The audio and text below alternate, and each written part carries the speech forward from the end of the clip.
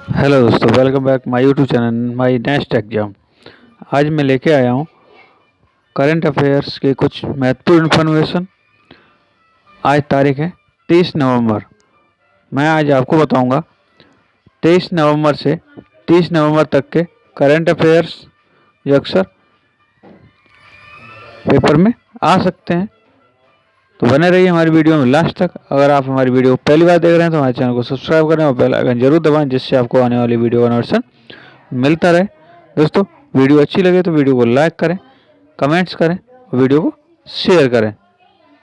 दोस्तों, लास्ट में मैं आपको से कुछ क्वेश्चन पूछूंगा जिसका आंसर आपको कमेंट्स में बताना है, और क्वेश्चन के साथ में उसकी कुछ इन्फॉर्मेशन दूंगा। तो बने रहिए वीडियो में लास्ट तक।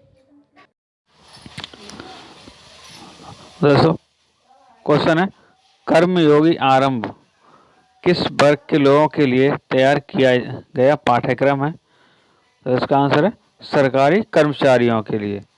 दोस्तों, इसकी कुछ महत्वपूर्ण इन्फॉर्मेशन है। और प्रधानमंत्री नरेंद्र मोदी ने सरकारी कर्मचारियों के लिए तैयार एक ऑनलाइन ओरिएंटेशन कोर्स जिसका नाम रखा है कर्मयोगी प्रारंभ शेड्यूल लॉन्च किया है। उन्होंने प्रधानमंत्री रोजगार मेले के तहत 71,000 से अधिक युवाओं की नियुक्ति पत्र भी प्रदान किए हैं। तो दोस्तों, ये थी कुछ महत्वपूर्ण इन्फॉर्मेशन इस क्वेश्चन से रिलेटिव। अब बढ़ते हैं आगे।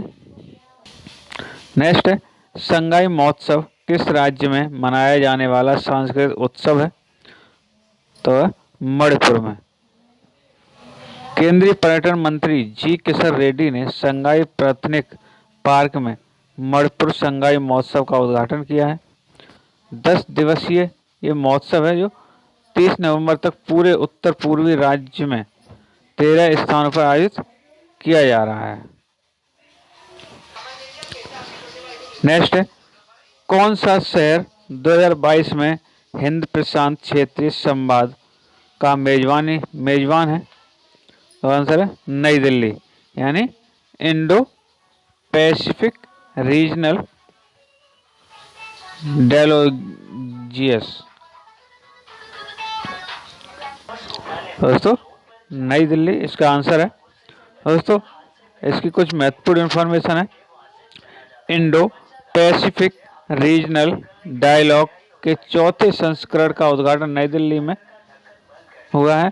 जो इसकी थीम है वो है operationalising the Indo Pacific ocean integrative, यानी इस थीम पर किया गया है। तो IPRD भारतीय नौसेना का एक शीर्ष स्तरीय अंतर्राष्ट्रीय वार्षिक सम्मेलन है। नेशनल मैरीटाइम फाउंडेशन इस कार्यक्रम का ज्ञान भागीदार और मुख्य आयोजक है। तो दोस्तों, ये थी इसकी कुछ महत्वपूर्ण इन्फॉर्मेशन। दोस्तों, ये इसकी थीम है। किस भारतीय को 2022 में UNEP champions of the earth पुरस्कार से सम्मानित किया गया है? दोस्तों, आंसर है पूर्णिमा देवी वर्मन को। दोस्तों, असम की वन्य जीव विज्ञानी पूर्णिमा देवी वर्मन को इस वर्ष चैंपियंस ऑफ द अर्थ पुरस्कार से सम्मानित किया गया है। यह संयुक्त राष्ट्र पर्यावरण कार्यक्रम द्वारा प्रस्तुत किया गया है, यानी UNEP के द्वारा प्रस्तुत किया गया है।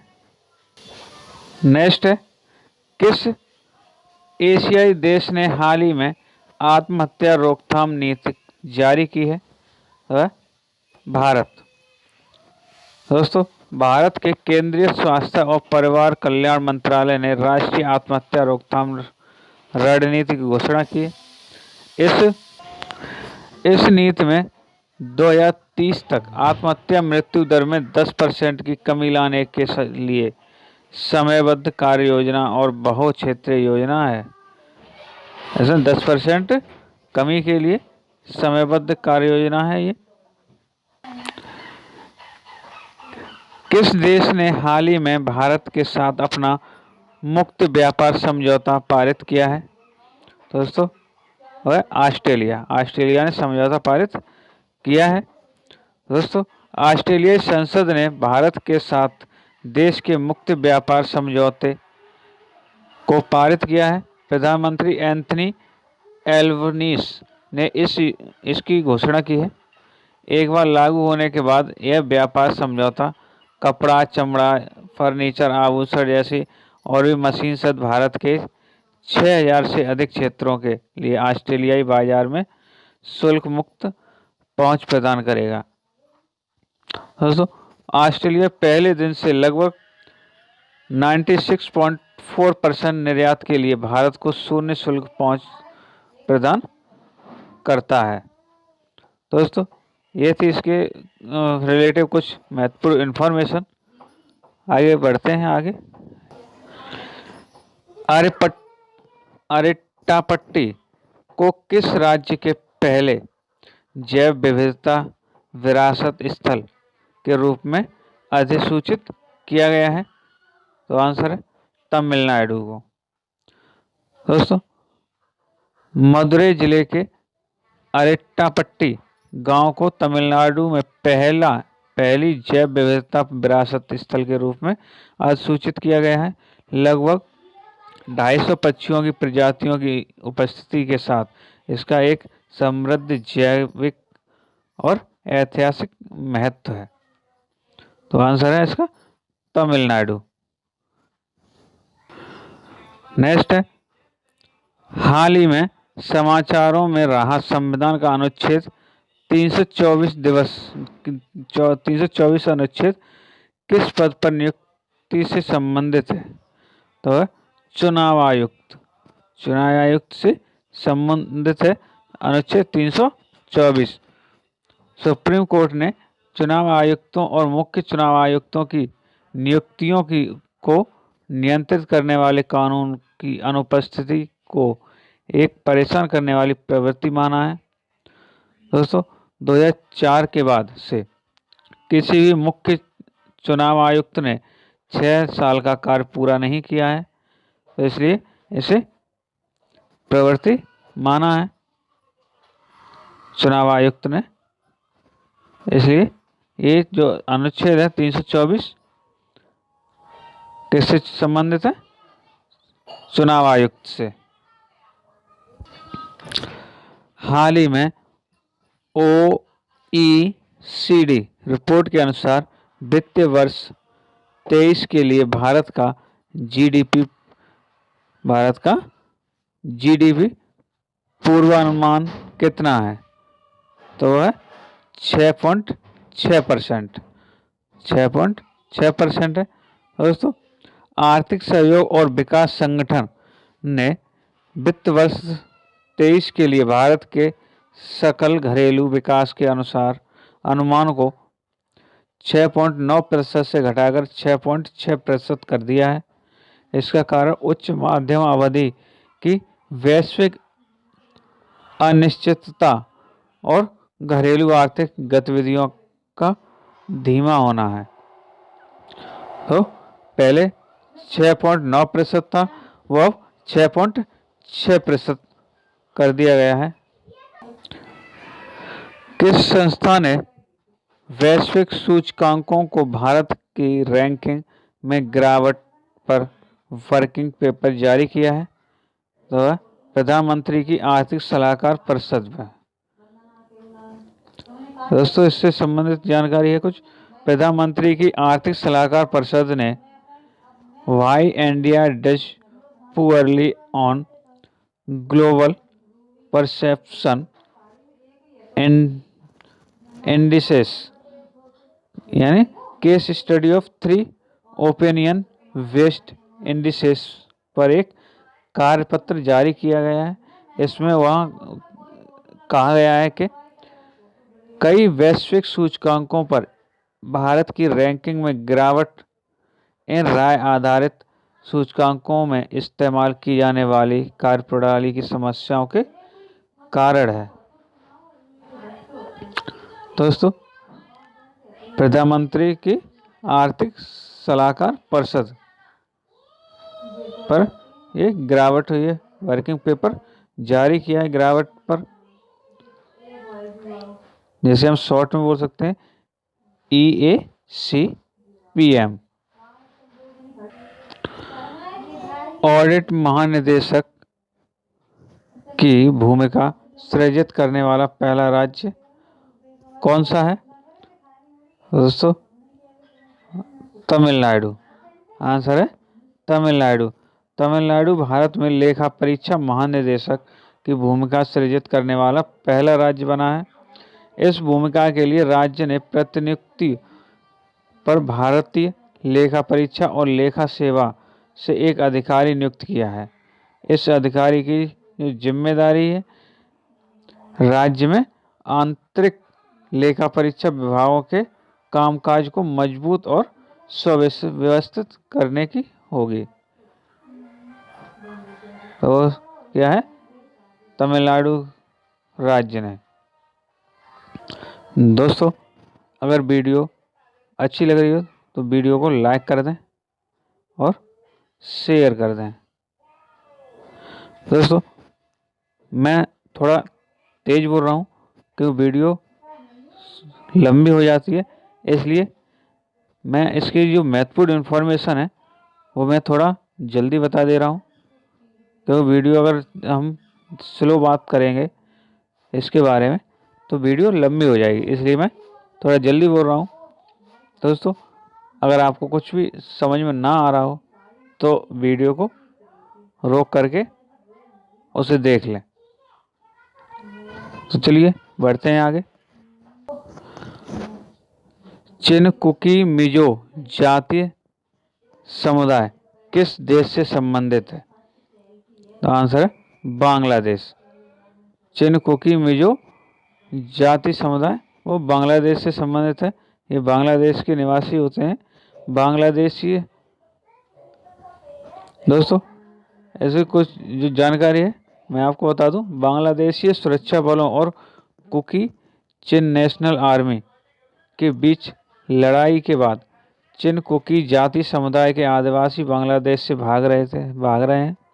तो मिजोरम सरकार ने 274 बांग्लादेशी आदिवासी नागरिकों को अस्थायी आश्रय, भोजन और राहत प्रदान करने की घोषणा की है। इस समुदाय के जो चिनकुकी मिजो जाति के जो लोग हैं वो बांग्लादेश छोड़ करके जा रहे हैं, तो ये उन्हीं से संबंधित है। आर्मी, नेशनल आर्मी और बांग्लादेश के सुरक्षा बलों के बीच में लड़ाई से संबंधित है। तो दोस्तों, ये किस राज्य ने इन्हें अस्थायी आश्रय दिया है? वो मिजोरम ने।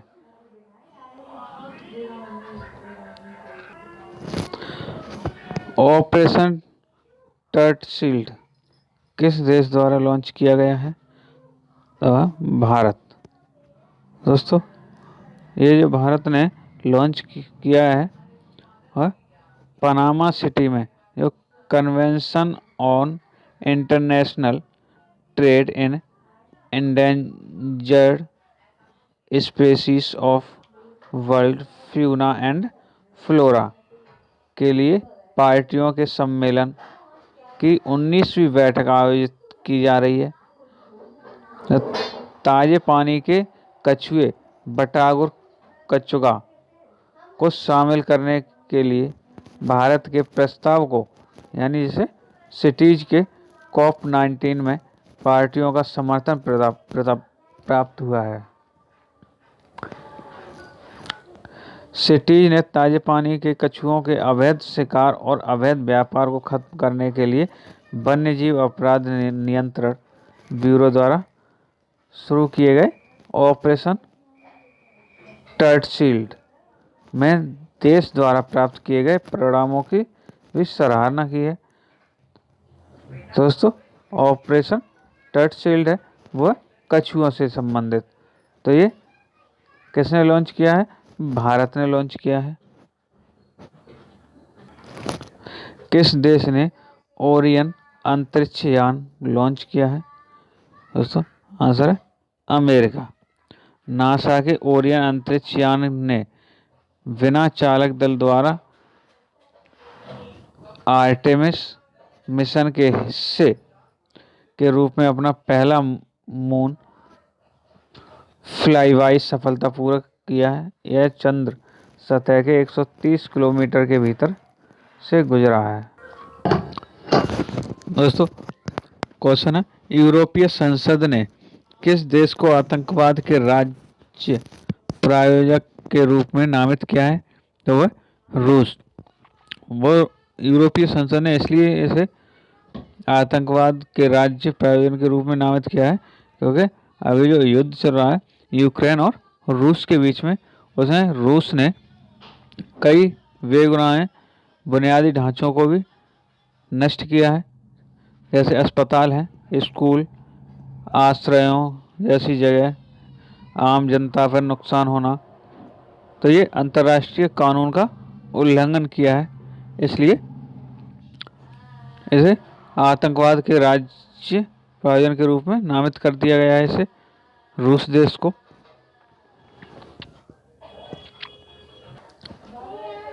सोनजल 2022 किस राज्य या फिर केंद्र शासित प्रदेश में आयोजित होने वाला वार्षिक युवा उत्सव है?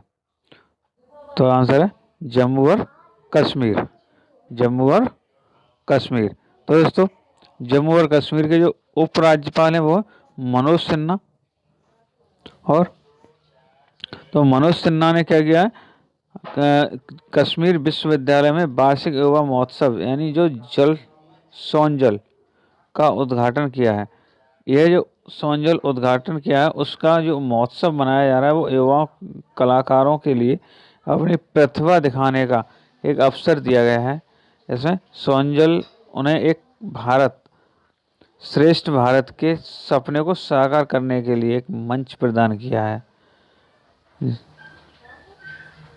तो ऐसे कुछ महत्वपूर्ण जो परीक्षा के प्रश्न हैं वह जम्मू कश्मीर के उप राज्यपाल कौन है? वह मनोज सिन्हा। सोनजल 2022 का जो आयोजन हुआ है वो कहाँ हुआ है? कश्मीर विश्वविद्यालय में वार्षिक युवा महोत्सव है। ये सोनजल किसके लिए उत्सव मनाया जा रहा है? वो युवाओं की प्रतिभा दिखाने के लिए। क्वेश्चन है, राष्ट्रीय दुग्ध दिवस किस व्यक्तित्व की जयंती के उपलक्ष्य में मनाया जाता है? तो आंसर है डॉक्टर वर्गीज कुरियन। डॉक्टर वर्गीज कुरियन के व्यक्तित्व के रूप में मनाया जाता है। दोस्तों इससे परीक्षा से संबंधित कुछ प्रश्न हैं। इसमें भारत में श्वेत क्रांति के जो जनक किसे कहा जाता है? तो वही होगा डॉक्टर वर्गीज कुरियन। इनकी जो जयंती है 101वीं जयंती मनाने के लिए राष्ट्रीय दुग्ध दिवस मनाया गया है। क्वेश्चन आ सकता है कि श्वेत क्रांति किसे कहते हैं? यानी तो राष्ट्रीय दुग्ध दिवस को श्वेत क्रांति भी कहते हैं। और दुग्ध दिवस किस रूप में मनाया जाता है? तो श्वेत क्रांति के रूप में मनाया जाता है। तो दोस्तों जिन्होंने भारत के मिल्कमैन के रूप में भी जाना जाता है ना, डॉक्टर वर्गीज कुरियन को मिल्कमैन के रूप में भी जाना जाता है। इस प्रतिष्ठित राष्ट्रीय गोपाल रत्न पुरस्कार 2022 भी इसी दिन प्रदान किया जाएगा। कर्नाटक राज्य में इस राष्ट्रीय इवेंट में वर्गीज कुरियन के जीवन पर एक पुस्तक और दूध में मिलावट पर एक पुस्तिका का विमोचन भी किया जा रहा है। भारत का पहला नाइट स्काई अभ्यारण्य किस राज्य या केंद्र शासित प्रदेश में स्थित है? आंसर है लद्दाख। लद्दाख के हानले में केंद्रीय विज्ञान व प्रौद्योगिकी मंत्रालय के तहत वैज्ञानिक और प्रौद्योगिक अनुसंधान परिषद द्वारा भारत का पहला नाइट स्काई अभ्यारण्य स्थापित किया जा रहा है। किस देश ने 27 साल के प्राकृतिक गैस आपूर्ति सौदे के लिए चीन के साथ साझेदारी की है? कतर। दोस्तों, कतर एनर्जी ने चीन के साथ 27 साल के प्राकृतिक गैस आपूर्ति सौदे की घोषणा की है। यह अब तक का सबसे लंबा गैस समझौता है। तो सरकारी ऊर्जा कंपनी अपनी नई नॉर्थ फील्ड ईस्ट परियोजना से China petroleum and chemical corporation को सालाना 4 मिलियन टन तरलीकृत प्राकृतिक गैस भेजेगी। भारत में संविधान दिवस कब मनाया जाता है? 26 नवंबर। दोस्तों, 2015 से 26 नवंबर को 1949 में संविधान सभा द्वारा भारत में संविधान को अपनाने के उपलक्ष्य में संविधान दिवस के रूप में मनाया जाता है। इससे पहले इस दिन कानून दिवस के रूप में मनाया जाता था। इस कार्यक्रम के दौरान प्रधानमंत्री ई कोर्ट परियोजना के तहत virtual justice mobile app 2.0 digital court and S3 वास वेबसाइट सहित नई पहलों की शुरुआत हुई है। तो संविधान दिवस 26 नवंबर को मनाया जाता है। वर्ल्ड इंटेलेक्चुअल प्रॉपर्टी इंडिकेटर्स किस संस्था द्वारा जारी की गई रिपोर्ट है? तो है विश्व बौद्धिक संपदा संगठन। दोस्तों, जिनेवा स्थित विश्व बौद्धिक संपदा संगठन ने विश्व बौद्धिक संपदा संकेतक रिपोर्ट जारी की है। इस रिपोर्ट के अनुसार 2021 में पेटेंट, ट्रेडमार्क और डिजाइन के रिकॉर्ड स्तर पर वैश्विक बौद्धिक संपदा फाइलिंग बड़े पैमाने पर भारत, चीन और दक्षिण कोरिया जैसे एशियाई देशों से बड़ी है। किस वर्ष को अंतर्राष्ट्रीय बाजरा वर्ष घोषित किया गया है? तो है 2023 को। दोस्तों, केंद्रीय विदेश मंत्री डॉक्टर S जयशंकर ने अंतर्राष्ट्रीय बाजरा वर्ष के 2023 के प्री लॉन्च समारोह में भाग लिया। 2018 में भारत ने संयुक्त राष्ट्र को 2023 को बाजरा के अंतर्राष्ट्रीय वर्ष के रूप में घोषित करने का प्रस्ताव किया है।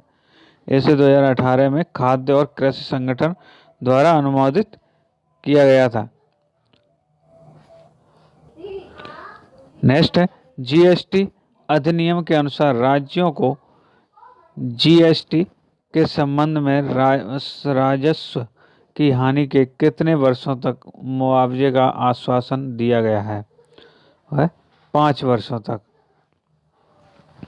1 जुलाई 2017 से देश में वस्तु व सेवा कर पेश किया गया था।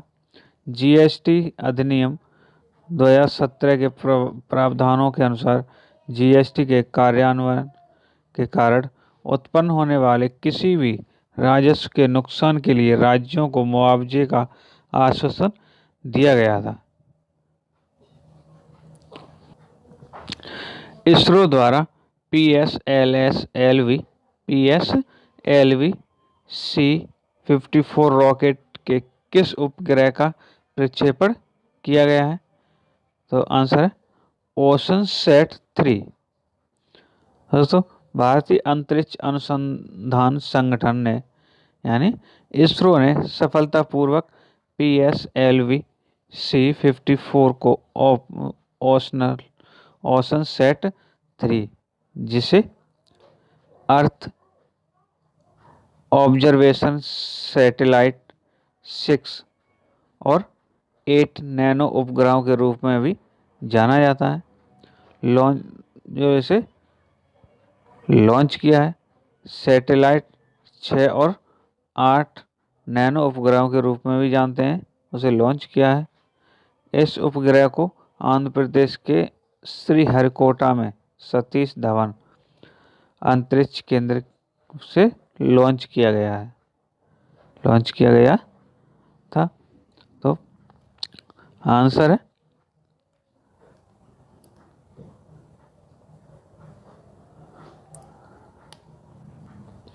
Ocean set 3। टीबी मुक्त भारत अभियान के लिए किसे राष्ट्रीय राजदूत के रूप में नामित किया गया है? आंसर है दीपा मलिक को। पद्मश्री, खेल रत्न और अर्जुन अवार्डी दीपा मलिक को टीबी मुक्त भारत अभियान के लिए निजय मित्र और राष्ट्रीय राजदूत नामित किया गया है। दीपा मलिक भारत की पहली महिला पैरालंपिक पदक विजेता है और भारत की पैरालंपिक समिति की अध्यक्ष भी है।